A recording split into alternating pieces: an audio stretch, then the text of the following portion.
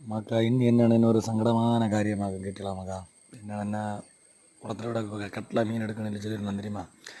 കുറച്ച് மீன் എടുത്താൽ സംഭവം എന്താ പറയുക കാറിൽ இந்த മലയത്തിൽ വെളുപ്പങ്കാലം 2:30 മണിക്ക് പോയി മീൻ എല്ലാം എടുത്തിട്ട് വന്നിട്ട് പാർസൽ തുറന്ന് பார்த்தപ്പോൾ എല്ലാ മീനും ചെത്ത് കിടന്നു. നമുക്ക് 750 മീൻ എടുത്താൽ ഏകദേശം ഒരു 100 പോയിട്ട് ബാക്കി എല്ലാം ചെത്ത് കിടந்து ஃபுல்லாக பாருங்க நம்ம கொடுத்துருக்கேன். நான் பார்சல் பிடிச்சிட்டுருக்கேன்.